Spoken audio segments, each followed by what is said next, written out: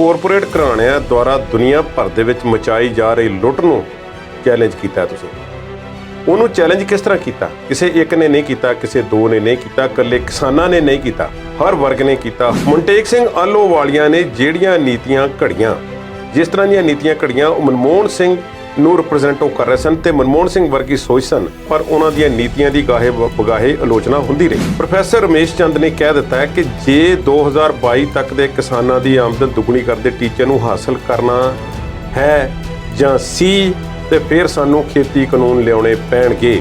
ਇਸ ਕਰਕੇ ਸਾਨੂੰ ਅਜਿਹੇ ਕਾਨੂੰਨਾਂ ਦੀ ਲੋੜ ਹੈ ਜਿਸ ਨਾਲ ਕਿਸਾਨਾਂ ਦੀ ਦਸ਼ਾ ਸੁਧਾਰੀ ਜਾ ਸਕੇ। 2014 ਦੇ ਵਿੱਚ ਜਿਹੜੇ ਮੋٹے ਵਾਅਦੇ ਕੀਤੇ ਸੀ, ਕਾਲਾ ਧਨ ਸਮਾਪਤ ਕਰਨਾ ਤੇ ਬਾਹਰੋਂ ਲਿਆਉਣੇ, ਜੋ ਵਿਦੇਸ਼ਾਂ ਦੀ ਬੈਂਕਾਂ ਵਿੱਚ ਪੈਸੇ ਸਾਡੇ ਫਸੇ ਹੋਏ ਨੇ, ਕਾਲਾ ਧਨ ਖਤਮ ਕਰਨ ਲਈ ਸਰਕਾਰ ਨੇ ਕੀ ਕੀਤਾ? ਸੁਰਜੀਤ ਧੀਮਾਨ ਜਿਨ੍ਹਾਂ ਨੇ ਬਿਆਨ ਦਿੱਤਾ ਠੋਕਮਾ ਔਰ ਬਿਲਕੁਲ ਰਾਜਾ ਵੜਿੰਗ ਨੂੰ ਉਹਨਾਂ ਨੇ ਬੋਲ ਕੇ ਲਲਕਾਰ ਕੇ ਜਿਹੜੀਆਂ ਗੱਲਾਂ ਕੀਤੀਆਂ, ਉਸ ਨੂੰ ਹਾਈ ਕਮਾਨ ਨੇ ਬਹੁਤ ਸੀਰੀਅਸਲੀ ਲਿਆ। ਅੱਜ ਕੋਈ ਨਵਾਂ ਜਿਹੜਾ ਪ੍ਰਧਾਨ ਹੈ ਥਾਪਿਆ ਗਿਆ ਹੋਵੇ ਤੇ ਅਗਲੇ ਦਿਨ ਕੋਈ ਉਸ ਦੇ ਖਿਲਾਫ ਇਸ ਤਰ੍ਹਾਂ ਬੋਲੇ, ਹਾਈ ਕਮਾਨ ਦੀ ਤੇ ਬਹੁਤ ਵੱਡੀ ਇਹ ਬੇਇੱਜ਼ਤੀ। ਕਾਂਗਰਸ ਦੀਆਂ ਸਮੱਸਿਆਵਾਂ ਇਸ ਵੇਲੇ ਬਹੁਤੀਆਂ ਨੇ। 5 ਸੂਬਿਆਂ 'ਚ ਚੋਣਾਂ ਹੋਈਆਂ ਤੇ ਸਾਰੇ ਪਾਸੇ ਹੀ ਨੁਕਸਾਨ ਝੱਲਣਾ ਪੈ ਗਿਆ। ਰਾਜਸਥਾਨ ਦੇ ਵਿੱਚ ਸਰਕਾਰ ਵੱਡੇ ਸੂਬਿਆਂ 'ਚੋਂ ਗਿਣਨਾ ਹੋਵੇ ਤੇ ਉਹਨਾਂ ਦੀ ਸਰਕਾਰ ਹੈ, ਉਹ ਵੀ ਡਾਵਾਡੋਲ ਸਥਿਤੀ ਦੇ ਵਿੱਚ। ਮੱਧ ਪ੍ਰਦੇਸ਼ 'ਚੋਂ ਗੱਦੀ ਖੁੱਸ ਚੁੱਕੀ ਹੈ। ਯੂਪੀ ਦੇ ਵਿੱਚ ਕੁਝ ਪਿੜ ਪੱਲੇ ਪੈਂਦਾ ਨਜ਼ਰ ਨਹੀਂ ਆ ਰਿਹਾ। ਜਿਵੇਂ ਪੰਜਾਬ ਦੇ ਵਿੱਚ ਅਕਾਲੀ ਦਲ ਹਾਸ਼ੀ ਤੇ ਚਲੇ ਗਿਆ, ਇਸ ਤਰ੍ਹਾਂ ਕਾਂਗਰਸ ਬਿਲਕੁਲ ਖਤਮ ਹੋਣ ਦੇ ਕਿਨਾਰੇ ਯੂਪੀ ਦੇ ਵਿੱਚ ਪਹੁੰਚ ਗਈ ਹੈ। ਮੰਥਨ ਜਿਹੜਾ ਹੈ ਉਹ ਨਹੀਂ ਪ੍ਰੋਪਰਲੀ ਕੀਤਾ ਗਿਆ, ਪਰ ਸੋਨੀਆ ਗਾਂਧੀ ਵੱਲੋਂ ਇੱਕ ਸੰਕੇਤ ਜ਼ਰੂਰ ਦਿੱਤਾ ਗਿਆ ਸੀ ਕਿ ਅਸੀਂ ਹੁਣ ਅਨੁਸ਼ਾਸਨਹੀਣਤਾ ਬਰਦਾਸ਼ਤ ਨਹੀਂ ਕਰਨੀ। ਸ੍ਰੀ ਦਰਬਾਰ ਸਾਹਿਬ ਕੰਪਲੈਕਸ ਦੇ ਅੰਦਰ ਜਿੱਥੇ ਕੀਰਤਨ ਕਰਦੇ ਨੇ ਕੀਰਤਨੀਏ ਬੈਠ ਕੇ, ਉਹਨਾਂ ਦੇ ਉੱਪਰ ਜੋ ਛੱਤ ਹੈ, ਛੱਤ ਦੇ ਵਿੱਚੋਂ ਕੁਝ ਸਲਾਬੇ ਦੇ ਨਾਲ ਕੁਝ ਹਿੱਸਾ ਜਿਹੜਾ ਸੀ ਥੱਲੇ ਡਿੱਗਿਆ। ਉਸ ਹਿੱਸੇ ਦੇ ਵਿੱਚੋਂ ਕੋਈ ਨਗ ਵੀ ਸੀ, ਉਸ ਨੂੰ ਸ਼੍ਰੋਮਣੀ ਕਮੇਟੀ ਦੇ ਹਵਾਲੇ ਕੀਤਾ ਗਿਆ ਤੇ ਫਿਰ ਉਹ ਕਿੱਥੇ ਗਿਆ, ਕਿਵੇਂ ਹੋਈ, ਇਸ ਬਾਰੇ ਥੋੜਾ ਜਿਹਾ ਰੌਲਾ ਪੈ ਗਿਆ ਕਿ ਨਗ ਗਾਇਬ ਹੋ ਗਏ। ਸ਼੍ਰੋਮਣੀ ਕਮੇਟੀ ਵੱਲੋਂ ਦੱਸਿਆ ਗਿਆ ਕਿ ਹਰ ਚੀਜ਼ ਦੀ ਉਮਰ ਹੁੰਦੀ ਹੈ, ਜਿਵੇਂ ਹਰ ਇੱਕ ਇਨਸਾਨ ਦੀ, ਇਸੇ ਤਰ੍ਹਾਂ ਇਹ ਨਾਗ, ਮੀਨਾਕਾਰੀ, ਜੋ ਵੀ ਬਿਲਡਿੰਗਾਂ ਇਮਾਰਤਾਂ ਬਣੀਆਂ ਨੇ, ਇਹਨਾਂ ਦਾ ਇੱਕ ਆਪਣਾ ਸਮਾਂ ਹੈ ਕਿ ਹਰ ਚੀਜ਼ ਨੇ ਵਿਨਸਣਾ ਹੈ। ਇਸ ਬਾਰੇ ਵਿਵਾਦ ਨਾ ਖੜਾ ਕੀਤਾ ਜਾਵੇ। ਰਹੀ ਗੱਲ ਸੈਟੇਲਾਈਟ ਚੈਨਲ ਦੀ, ਕਿ ਜਿਹੜਾ ਕਿਹਾ ਜਾਂਦਾ ਕਿ ਪੰਜਾਬ ਸਰਕਾਰ ਕੇਂਦਰ ਤੋਂ ਪਰਮਿਸ਼ਨ ਲੈ ਕੇ ਦੇਵੇ, ਬੜਾ ਕ੍ਰੈਡਿਟ ਲਿਆ ਜਾਂਦਾ ਹੈ ਸੁਖਬੀਰ ਸਿੰਘ ਬਾਦਲ ਵੱਲੋਂ ਇਹ ਅੰਮ੍ਰਿਤਸਰ ਦੇ ਬਾਹਰਲੇ ਗੇਟ ਦਾ ਤੇ ਹੈਰੀਟੇਜ ਸਟਰੀਟ ਦਾ ਤੇ ਹੋਰਨਾਂ ਕੰਮਾਂ ਦਾ, ਜ਼ਮੀਨ ਦੋਜ਼ ਪਲਾਜ਼ੇ ਦਾ, ਕਿ ਉੱਥੇ ਆ ਬਣ ਰਿਹਾ, ਉਹ ਬਣ ਰਿਹਾ, ਅਸੀਂ ਆਹ ਕਰਵਾ ਦਿੱਤਾ। ਤੇ ਸਰਦਾਰ ਜੀ, ਜਿਸ ਦਿਨ ਤੁਹਾਡੀ ਆਪਣੀ ਸਰਕਾਰ ਸੀ ਕੇਂਦਰ ਦੇ ਵਿੱਚ ਤੇ ਪੰਜਾਬ ਵਿੱਚ ਵੀ ਆਪਣੀ ਸੀ, ਤੁਸੀਂ ਪਰਮਿਸ਼ਨ ਕਿਉਂ ਨਾ ਲੈ ਲਈ? ਜੇ ਥੋੜੇ ਦਿਨਾਂ ਦੇ ਵਿੱਚ ਸੈਟੇਲਾਈਟ ਚੈਨਲ ਚਲਾਉਣਾ ਹੈ, ਉਹ ਵੀ ਚਲਾਇਆ ਜਾ ਸਕਦਾ ਹੈ। ਉਹ ਕੇਂਦਰ ਸਰਕਾਰ ਦੇ ਕੋਲ ਇਸ ਵੇਲੇ ਜਿਨ੍ਹਾਂ ਚੈਨਲਾਂ ਨੂੰ ਉਹਨਾਂ ਨੇ ਪਰਮਿਸ਼ਨ ਦਿੱਤੀ ਹੋਈ ਹੈ, ਪਰ ਉਹ ਚੱਲ ਨਹੀਂ ਰਹੇ ਪ੍ਰੋਪਰ ਤਰੀਕੇ ਨਾਲ, ਉਹ ਛੋਟੇ-ਮੋਟੇ ਚੈਨਲ ਨੇ, ਉਹਨਾਂ ਨੂੰ ਕਿਸੇ ਨੂੰ ਵੀ ਰਕਮ ਦੀ ਆਫਰ ਕਰਕੇ ਤੇ ਉਹ ਖਰੀਦ ਕੇ ਉੱਥੇ ਪ੍ਰਸਾਰਣ ਸ਼ੁਰੂ ਕਰ ਦੇਣ ਜੇ ਆਪਣਾ ਹੀ ਕਰਨਾ।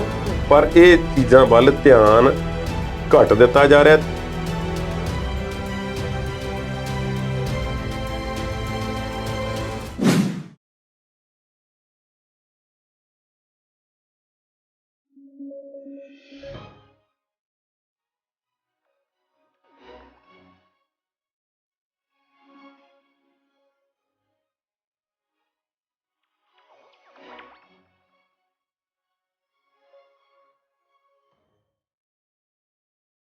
ਸਤਿ ਸ਼੍ਰੀ ਅਕਾਲ। ਪੰਜਾਬੀ ਨੈਸ਼ਨਲ ਟੀਵੀ ਤੇ ਵਿਚਾਰ ਚਰਚਾ ਦੇਖਣ ਵਾਲੇ ਦਰਸ਼ਕਾਂ ਨੂੰ ਇੱਕ ਵਾਰ ਫਿਰ ਤੋਂ ਜੀ ਆਇਆਂ। ਅੱਜ ਦੇ ਇਸ ਪ੍ਰੋਗਰਾਮ ਦੇ ਵਿੱਚ ਐਜ਼ ਐਨ ਐਕਸਪਰਟ ਮੇਰੇ ਨਾਲ ਮੌਜੂਦ ਨੇ ਸਰਦਾਰ ਕੁਲਦੀਪ ਸਿੰਘ ਹੀਰ ਜੀ, ਤੇ ਉਹਨਾਂ ਦੇ ਨਾਲ ਗੱਲਬਾਤ ਕਰਾਂਗੇ ਜਿਹੜਾ ਖੇਤੀ ਕਾਨੂੰਨਾਂ ਦਾ ਇੱਕ ਵਾਰ ਫਿਰ ਰਾਗ ਅਲਾਪਿਆ ਜਾ ਰਿਹਾ। ਇਸ ਤੋਂ ਇਲਾਵਾ ਕਾਂਗਰਸ ਹਾਈ ਕਮਾਂਡ ਸੱਚੀ ਮੁੱਚੀ ਸਖਤ ਹੋ ਗਈ ਹੈ ਜਾਂ ਟੁੱਚਰਚਾ ਕਰਦੀ ਹੈ।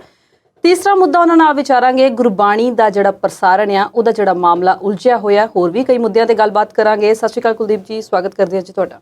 ਸਤਿ ਸ਼੍ਰੀ ਅਕਾਲ ਸਬਲੀਨ। ਕੁਲਦੀਪ ਜੀ, ਸਭ ਤੋਂ ਪਹਿਲਾਂ ਗੱਲ ਕਰਦੇ ਹਾਂ ਖੇਤੀ ਕਾਨੂੰਨਾਂ ਦਾ। ਇੱਕ ਵਾਰ ਫਿਰ ਰਾਗ ਅਲਾਪਿਆ ਜਾ ਰਿਹਾ। ਨੀਤੀ ਆਯੋਗ ਕਹਿੰਦਾ ਆ ਕਿ ਇਹਨੂੰ ਲਾਗੂ ਕਰ ਦਈਏ। ਖੇਤੀ ਖੇਤਰ ਦੇ ਵਿੱਚ ਸੁਧਾਰ ਨਹੀਂ ਹੋਣਾ ਜਦੋਂ ਤੱਕ ਨਵੇਂ ਕਾਨੂੰਨ ਨਾ ਬਣਾਏ, ਤੇ ਹਰਜੀਤ ਗਰੇਵਾਲ ਨੇ ਬੜੀ ਹਮਾਇਤ ਕੀਤੀ ਹੈ ਜੀ ਇਸ ਨੀਤੀ ਆਯੋਗ ਦੇ ਫੈਸਲੇ ਦੀ। ਸਬਲੀਨ, ਖੇਤੀ ਕਾਨੂੰਨਾਂ ਦੀ ਗੂੰਜ ਦੁਨੀਆ ਤੱਕ ਪਈ ਹੈ, ਖੂੰਜੇ ਤੱਕ ਗਈ ਹੈ। ਦੁਨੀਆ ਦੇ ਬਿਹਤਰੀਨ ਜਿਹੜੇ ਅਰਥ ਸ਼ਾਸਤਰੀ ਹੋਏ ਨੇ, ਨੋਮ ਚੋਮਸਕੀ ਵਗੈਰਾ, ਜ਼ਿੰਦਗੀ ਦੇ ਅਖੀਰਲੇ ਪੜਾਅ ਦੇ ਵਿੱਚ ਹੁੰਦਿਆਂ ਹੋਇਆਂ ਭਾਵੇਂ ਉਹ ਚੁੱਪ ਬਹਿ ਸਕਦੇ ਸਨ, ਪਰ ਉਹਨਾਂ ਨੇ ਵਧਾਈ ਦਿੱਤੀ ਹੈ ਇਸ ਖਿੱਤੇ ਦੇ ਕਿਸਾਨਾਂ ਨੂੰ ਕਿ ਤੁਸੀਂ ਆਪਣੇ ਹੱਕਾਂ ਬਾਬਤ ਜਿਉਂਦੇ ਜਾਗਦੇ ਹੋ, ਤੁਸੀਂ ਆਵਾਜ਼ ਉਠਾਈ ਹੈ ਤੇ ਕੋਰਪੋਰੇਟ ਘਰਾਣਿਆਂ ਦੁਆਰਾ ਦੁਨੀਆ ਭਰ ਦੇ ਵਿੱਚ ਮਚਾਈ ਜਾ ਰਹੀ ਲੁੱਟ ਨੂੰ ਚੈਲੰਜ ਕੀਤਾ। ਤੁਸੀਂ ਉਹਨੂੰ ਚੈਲੰਜ ਕਿਸ ਤਰ੍ਹਾਂ ਕੀਤਾ? ਕਿਸੇ ਇੱਕ ਨੇ ਨਹੀਂ ਕੀਤਾ, ਕਿਸੇ ਦੋ ਨੇ ਨਹੀਂ ਕੀਤਾ, ਇਕੱਲੇ ਕਿਸਾਨਾਂ ਨੇ ਨਹੀਂ ਕੀਤਾ, ਹਰ ਵਰਗ ਨੇ ਕੀਤਾ। ਹਰ ਪੰਜਾਬੀ, ਹਰ ਹਰਿਆਣਵੀ, ਯੂਪੀ ਦਾ ਬਹੁਤਾ ਵੱਡਾ ਵਰਗ ਸ਼ਾਮਲ ਹੋ ਗਿਆ। ਦੁਨੀਆ ਭਰ ਦੇ ਵਿੱਚ ਬੈਠੇ ਹੋਏ ਕਿਸਾਨਾਂ ਨਾਲ ਜੁੜੇ ਹੋਏ, ਪੰਜਾਬ ਨਾਲ ਜੁੜੇ ਹੋਏ ਲੋਕ ਇਸ ਵਿੱਚ ਸ਼ਾਮਲ ਹੋ ਗਏ ਜੀ। ਦੁਨੀਆ ਦੇ ਤਖਤੇ ਤੇ ਆਵਾਜ਼ ਗੂੰਜੀ ਹੈ। ਤੇ ਫਿਰ ਇੱਕ ਦਿਨ ਆਉਂਦਾ ਹੈ ਕਿ ਨਾ ਸਾਡੀ ਮੋਦੀ ਸਰਕਾਰ ਨੇ ਬਣਾਉਣ ਲੱਗਿਆਂ ਕਿਸੇ ਨਾਲ ਸਲਾਹ ਕੀਤੀ ਤੇ ਨਾ ਵਾਪਸ ਲੈਣ ਲੱਗਿਆ ਕਿਸੇ ਨਾਲ ਸਲਾਹ ਕੀਤੀ ਹੈ।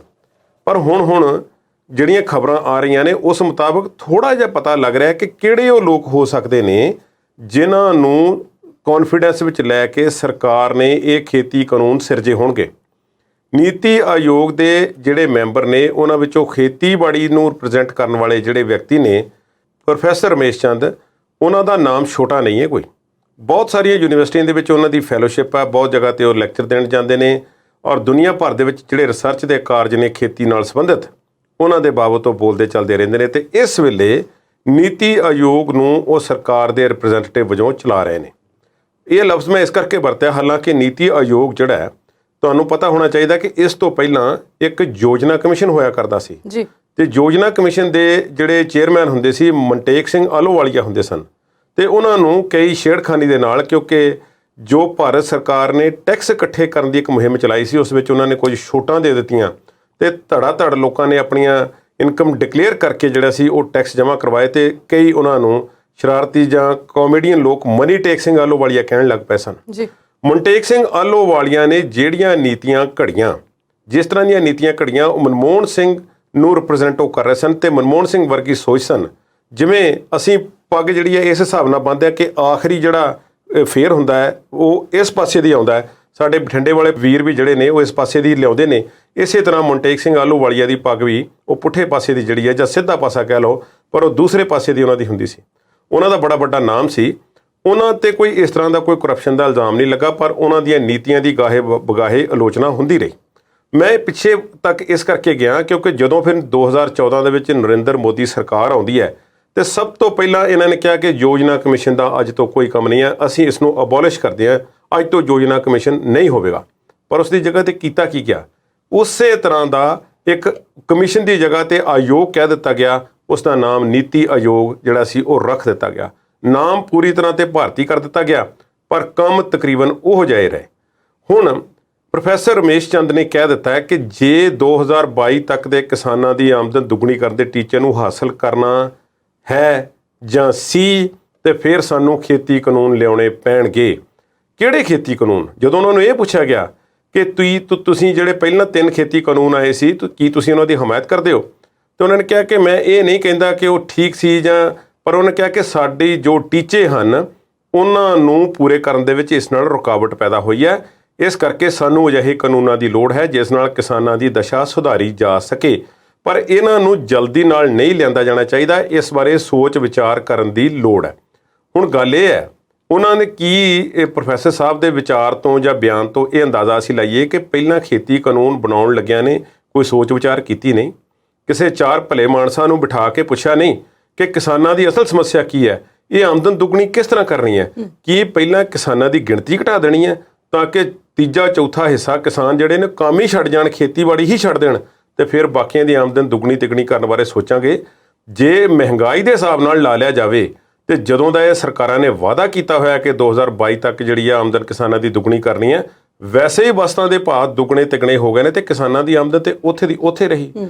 ਅੱਜ ਪੰਜਾਬ ਦੇ ਵਿੱਚ ਕਰਜ਼ਾਈ ਕਿਸਾਨ ਜਿਸ ਦੇ ਉੱਪਰ 80 ਲੱਖ ਦਾ ਕਰਜ਼ਾ ਸੀ ਉਸਨੇ ਆਪਣੀ ਜੀਵਨ ਲੀਲਾ ਸਮਾਪਤ ਕੀਤੀ ਹੈ ਫਾਹਾ ਲੈ ਕੇ। ਇਸ ਤਰ੍ਹਾਂ ਦੀਆਂ ਘਟਨਾਵਾਂ ਮਹਾਰਾਸ਼ਟਰ ਚੋਂ, ਗੁਜਰਾਤ ਚੋਂ, ਮੱਧ ਪ੍ਰਦੇਸ਼ ਚੋਂ, ਯੂਪੀ ਚੋਂ ਨਿੱਤ ਆਉਂਦੀਆਂ ਨੇ। ਪੰਜਾਬ ਵਿੱਚੋਂ ਥੋੜ੍ਹੀਆਂ ਜਿਹੀਆਂ ਘਟੀਆਂ ਨੇ ਪਰ ਫਿਰ ਆ ਰਹੀਆਂ ਨੇ। ਮਾੜੀ ਗੱਲ ਹੈ, ਡੀਜ਼ਲ ਤੇ ਫਰਟੀਲਾਈਜ਼ਰ ਦੀਆਂ ਕੀਮਤਾਂ ਅਸਮਾਨ ਛੂਹ ਰਹੀਆਂ ਨੇ। ਮੈਂ ਇਸ ਨੂੰ ਇਸ ਤਰ੍ਹਾਂ ਵੇਖਦਾ ਜਿਸ ਨੂੰ ਐਨਾਲਾਈਜ਼ ਪ੍ਰੋਪਰ ਕੀਤਾ ਜਾਵੇ ਕਿ ਪ੍ਰੋਫੈਸਰ ਸਾਹਿਬ ਕੀ ਕਹਿ ਰਹੇ ਨੇ ਤੇ ਜਰਾ ਗੌਰ ਨਾਲ ਸੁਣੀਏ। ਤੇ ਸਰਕਾਰ ਨੇ ਜਿਹੜੇ ਵਾਅਦੇ ਕੀਤੇ ਹੋਏ ਸੀ ਤੁਸੀਂ ਉਹਨਾਂ ਨੂੰ ਦੇਖੋ। 2014 ਦੇ ਵਿੱਚ ਬਾਬਾ ਰਾਮਦੇਵ ਵੀ ਵਾਅਦਿਆਂ ਦੇ ਵਿੱਚ ਸ਼ਾਮਲ ਸੀ, ਜਿਹੜੇ ਕੁਝ ਦਿਨ ਪਹਿਲਾਂ ਤੱਕ ਆਕੜਦੇ ਫਿਰਦੇ ਸਨ ਪੱਤਰਕਾਰਾਂ ਦੇ ਨਾਲ ਕਿ ਤੂੰ ਮੇਰੀ ਕੀ ਪੂਛ ਫੜ ਲਏਗਾ ਜੇ ਮੈਂ ਤੈਨੂੰ ਜਵਾਬ ਨਹੀਂ ਦਿੰਦਾ।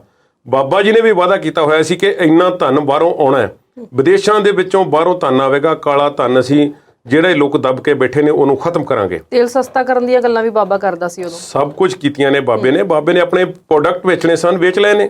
ਹੁਣ ਚਲੋ ਕੰਮ ਉਹਨਾਂ ਦੀ ਦੁਕਾਨ ਖੂਬ ਚੱਲ ਰਹੀ ਹੈ। ਪਰ ਅਸੀਂ ਵਾਪਸ ਆਉਂਦੇ ਹਾਂ 2014 ਵੱਲ ਚੱਲਦੇ ਹਾਂ ਕਿਉਂਕਿ ਅਸੀਂ ਭੁੱਲ ਬਹੁਤ ਛੇਤੀ ਜਾਂਦੇ ਹਾਂ।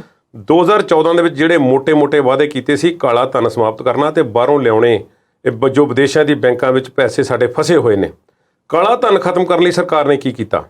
ਨੋਟਬੰਦੀ ਡੀਮੋਨੇਟਾਈਜੇਸ਼ਨ ਕੀਤੀ। ਡੀਮੋਨੇਟਾਈਜੇਸ਼ਨ ਦੇ ਨਾਲ ਜੋ ਕਿਸਾਨਾਂ ਦਾ ਨੁਕਸਾਨ ਹੋਇਆ ਤੇ ਛੋਟੀ ਸਨਅਤ ਦਾ ਜੋ ਨੁਕਸਾਨ ਹੋਇਆ ਉਹ ਇਤਿਹਾਸ ਵਿੱਚ ਦੁਬਾਰਾ ਪੂਰਾ ਨਹੀਂ ਹੋ ਸਕਦਾ। ਔਰ ਕੈਸ਼ ਕ੍ਰੌਪ ਸਾਰੀਆਂ ਤਬਾਹ ਹੋ ਗਈਆਂ। ਡੀਮੋਨੇਟਾਈਜੇਸ਼ਨ ਉਦੋਂ ਕੀਤੀ ਗਈ ਨਵੰਬਰ ਮਹੀਨੇ ਦੇ ਵਿੱਚ, ਜਦੋਂ ਜਿਹੜੀਆਂ ਲੇਟ ਗਰਮੀ ਦੀਆਂ ਲੱਗੀਆਂ ਹੋਈਆਂ ਸਬਜ਼ੀਆਂ ਤੇ ਹੋਰ ਫਸਲਾਂ ਹੁੰਦੀਆਂ ਨੇ, ਉਹਨਾਂ ਨੇ ਪੱਕ ਕੇ ਤਿਆਰ ਹੋਣਾ ਹੁੰਦਾ ਤੇ ਉਹਨਾਂ ਦੀ ਕਟਾਈ ਹੋਣੀ, ਜਾਂ ਸਬਜ਼ੀਆਂ ਨੂੰ ਵੇਚ ਕੇ ਕਿਸਾਨ ਨੇ 4 ਪੈਸੇ ਆਪਣੀ ਜੇਬ ਦੇ ਵਿੱਚ ਪਾਉਣੇ ਹੁੰਦੇ ਨੇ, ਉਦੋਂ ਉਹਨਾਂ ਦਾ ਸਭ ਤੋਂ ਵੱਧ ਨੁਕਸਾਨ ਹੋਇਆ। ਛੋਟੀ ਸਨਅਤ ਸਾਰੀ ਖਤਮ ਹੋ ਗਈ। ਡੀਮੋਨੇਟਾਈਜੇਸ਼ਨ ਨੂੰ ਸਪੋਰਟ ਕਰਨ ਵਾਲੇ ਕੌਣ ਸਨ? ਜਿਹੜੇ ਆਮ ਤੌਰ ਤੇ ਲੋਕ ਮਜ਼ਾਕ ਨਾਲ ਕਹਿ ਦਿੰਦੇ ਸੀ ਕਿ ਵੱਡੇ ਇਕੋਨੋਮਿਸਟ ਜਿਹੜੇ ਨੇ, ਅਰਥ ਸ਼ਾਸਤਰੀ, ਉਹਨਾਂ ਨੇ ਨੋਟਬੰਦੀ ਦੀ ਸਪੋਰਟ ਕੀਤੀ ਹੈ। ਉਹਨਾਂ ਵਿੱਚ ਅਨੁਪਮ ਖੇਰ ਹੈ, ਵਿਰਾਟ ਕੋਹਲੀ ਹੈ, ਵਰਿੰਦਰ ਸਹਿਵਾਗ ਹੈ, ਹੋਰ ਗੌਤਮ ਗੰਭੀਰ ਹੈ, ਹੋਰ 2-4 ਹੋਣਗੇ। ਇਹੋ ਜਿਹੇ ਨਾਮਾਂ ਨੂੰ ਸਰਕੈਸਟਿਕਲੀ ਲਿਆ ਜਾਂਦਾ ਹੈ। ਪਰ ਜੇ ਬਾਅਦ ਵਿੱਚ ਉਸਦੇ ਰਿਜ਼ਲਟ ਦੇਖਣੇ ਹੋਣ ਕਿ ਕੀ ਕਾਲਾ ਧਨ ਉਸ ਨਾਲ ਖਤਮ ਹੋਇਆ, ਕੁਝ ਲੋਕ ਇਹ ਮੰਨਣ ਲੱਗੇ ਸੀ ਕਿ 1-2 ਸਾਲ ਤੱਕ ਸ਼ਾਇਦ ਜਿਹੜਾ ਲੋਕਾਂ ਨੇ ਦੱਬ ਕੇ ਬਿਸਤਰਿਆਂ ਦੇ ਵਿੱਚ ਤੇ ਬੇਸਮੈਂਟਾਂ ਦੇ ਵਿੱਚ ਟੇਕਣਾ ਲਾਈਆਂ ਹੋਈਆਂ ਨੇ ਤੇ ਵੱਡੇ ਭੰਡਾਰ ਕੀਤੇ ਹੋਏ ਨੇ ਨੋਟਾਂ ਦੇ, ਉਹ ਮਿੱਟੀ ਹੋ ਗਏ ਨੇ, ਉਹ ਖਤਮ ਹੋ ਗਏ ਨੇ। ਪਰ ਫਿਰ ਅੰਕੜੇ ਆਉਣ ਲੱਗੇ ਕਿ ਬੈਂਕਾਂ ਵੱਲੋਂ ਜਾਂ ਰਿਜ਼ਰਵ ਬੈਂਕ ਆਫ ਇੰਡੀਆ ਵੱਲੋਂ ਉਹਨੇ ਨੋਟ ਕਦੇ ਬਣਾਏ ਹੀ ਨਹੀਂ ਗਏ ਜਿੰਨੇ ਬੈਂਕਾਂ ਵਿੱਚ ਦੁਬਾਰਾ ਬਦਲੀ ਕਰਕੇ ਜਿਹੜੇ ਸੀ ਉਹ ਵਾਈਟ ਕਰ ਦਿੱਤੇ ਗਏ ਤੇ ਉਹਨੇ ਜਮ੍ਹਾਂ ਹੋ ਗਏ। ਉਹਨਾਂ ਨੂੰ ਕਦੀ ਕਿਸੇ ਨੇ ਦੁਬਾਰਾ ਗਿਣਤੀ ਕਰਨ ਦੀ ਜ਼ਹਿਮਤ ਨਹੀਂ ਕੀਤੀ। ਜੋ ਨਕਲੀ ਨੋਟ ਸੀ ਬੈਂਕਾਂ ਵਿੱਚ ਜਮ੍ਹਾਂ ਕਰ ਲਿਆ ਗਿਆ ਤੇ ਲੋਕਾਂ ਨੂੰ ਉਸ ਦੇ ਵੱਟੇ ਅਸਲੀ ਦੇ ਦਿੱਤੇ ਗਏ। ਅਸਲ ਵਿੱਚ ਨੋਟਬੰਦੀ ਨਾਲ ਬਹੁਤੇ ਹੁਣ ਆਰਥਿਕ ਮਾਰ ਇਹੋ ਮੰਨਦੇ ਨੇ ਕਿ ਹੁਣ ਤੱਕ ਜੋ ਉਦੋਂ ਤੱਕ ਲੋਕਾਂ ਕੋਲ ਬਲੈਕ ਮਨੀ ਦੇ ਰੂਪ ਵਿੱਚ ਪਿਆ ਹੋਇਆ ਸੀ, ਨੋਟਬੰਦੀ ਨੇ ਉਸ ਨੂੰ ਵਾਈਟ ਕਰ ਦਿੱਤਾ। ਇਸ ਦਾ ਇੱਕ ਸਬੂਤ ਹੋਰ ਮਿਲਦਾ। ਪਿਛਲੇ ਸਾਲ ਦੇ ਵਿੱਚ 6 ਮਹੀਨਿਆਂ ਦੇ ਵਿੱਚ ਤੁਸੀਂ ਈਡੀ ਦੀਆਂ ਤੇ ਇਨਕਮ ਟੈਕਸ ਦੀਆਂ ਰੇਟਸ ਕੱਢ ਕੇ ਵੇਖ ਲਓ, ਕਿਤੇ ਉਹ 5000 ਕਰੋੜ ਮਿਲ ਰਿਹਾ, ਕਿਤੇ ਉਹ 500 ਕਰੋੜ ਮਿਲ ਰਿਹਾ, ਕਿਤੇ ਉਹ 50 ਕਰੋੜ ਮਿਲ ਰਿਹਾ। ਪੰਜਾਬ ਵਿੱਚੋਂ ਵੀ ਮਿਲ ਰਿਹਾ ਤੇ ਹੋਰਨਾਂ ਸੂਬਿਆਂ ਵਿੱਚੋਂ ਵੀ ਹੈ, ਯੂਪੀ ਦੇ ਵਿੱਚ ਵੀ ਮਿਲਦਾ ਹੈ। ਤੇ ਇਹ ਕੀ ਜੇ ਉਸ ਦਾ ਅਸਰ ਹੋਇਆ ਹੁੰਦਾ ਤਾਂ ਇੰਨੀ ਛੇਤੀ ਦੁਬਾਰਾ ਕਾਲਾ ਧਨ ਪੈਦਾ ਹੋ ਜਾਣਾ ਚਾਹੀਦਾ ਸੀ। ਇਸ ਤੋਂ ਸਾਬਤ ਹੁੰਦਾ ਹੈ ਕਿ ਸਰਕਾਰ ਉਸ ਮੁੱਦੇ ਤੇ ਫੇਲ ਹੋਈ ਹੈ।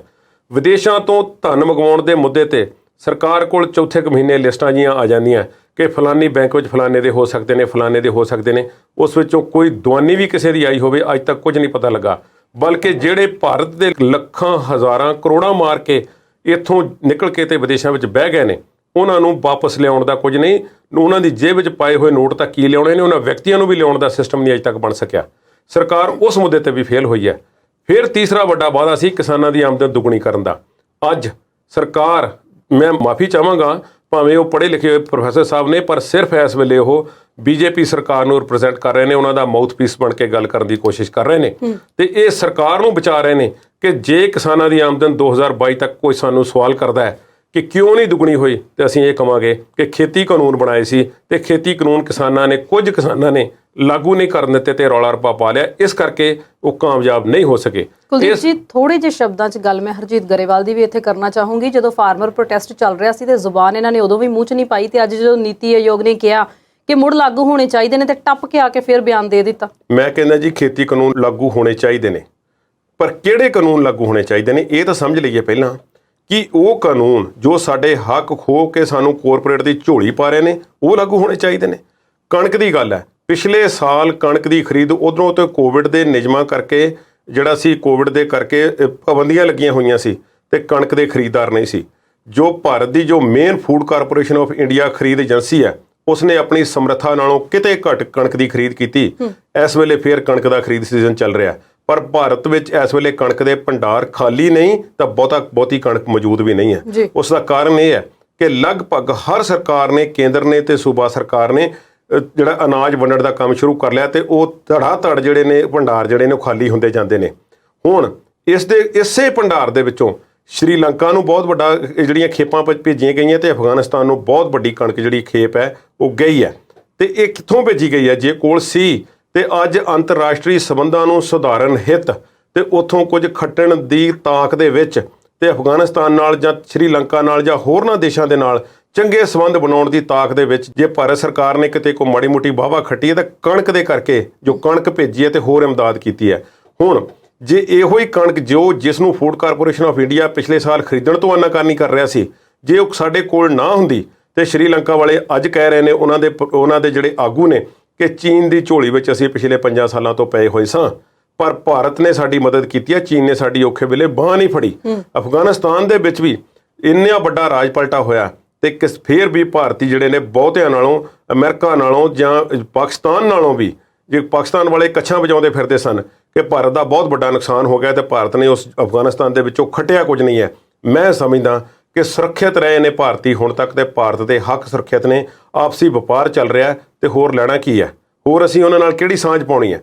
ਇਹ ਜੇ ਹੋ ਰਿਹਾ ਤਾਂ ਇਹ ਕਿਸਾਨਾਂ ਦੁਆਰਾ ਪੈਦਾ ਕੀਤੀ ਹੋਈ ਉਪਜ ਨਾਲ ਤੇ ਉਹਨਾਂ ਖਰੀਦ ਏਜੰਸੀਆਂ ਦੇ ਸ਼ਾਬਾਸ਼ ਜਿਨ੍ਹਾਂ ਨੇ ਫੂਡ ਕਾਰਪੋਰੇਸ਼ਨ ਆਫ ਇੰਡੀਆ ਦੀ ਗੈਰ ਹਾਜ਼ਰੀ ਦੇ ਵਿੱਚ ਜਿਹੜਾ ਸੀ ਉਹ ਖਰੀਦ ਜਿਹੜੀ ਕਣਕ ਦੇ ਜਾਂ ਭੰਡਾਰ ਜਾਂ ਚੌਲਾਂ ਦੇ ਭੰਡਾਰ ਭਰੇ ਹੋਏ ਸੀ। ਤੇ ਅੱਜ ਫੂਡ ਕਾਰਪੋਰੇਸ਼ਨ ਆਫ ਇੰਡੀਆ ਕਹਿ ਰਹੀ ਕਿ ਅਸੀਂ ਪਿਛਲੀ ਵਾਰ ਨਾਲੋਂ ਨਹੀਂ ਬਲਕਿ ਪਿਛਲੇ ਸਾਰੇ ਸਾਲਾਂ ਨਾਲੋਂ ਜ਼ਿਆਦਾ ਕਣਕ ਜਿਹੜੀ ਆ ਪੰਜਾਬ ਵਿੱਚੋਂ ਖਰੀਦਾਂਗੇ, ਕਿਉਂਕਿ ਅੱਜ ਤੋਂ 1 ਮਹੀਨਾ ਪਹਿਲਾਂ ਕਣਕ ਦਾ ਰੇਟ ਜਿਹੜਾ ਇਸ ਵੇਲੇ 2050 ਰੁਪਏ ਪ੍ਰਤੀ ਕੁਇੰਟਲ ਹੈ ਤੇ ਪਿਛਲੇ 2-3 ਮਹੀਨਿਆਂ ਦੇ ਵਿੱਚ ਕਣਕ ਦਾ ਰੇਟ 2500 ਰੁਪਏ ਪ੍ਰਤੀ ਕੁਇੰਟਲ ਵੀ ਰਿਹਾ ਆਫ ਮਾਰਕੀਟ। ਤੇ MSP ਸਰਕਾਰ ਨੇ ਜਿਹੜੀ ਆ 2050 ਤੇ ਤੈਅ ਕੀਤੀ ਹੋਈ ਹੈ।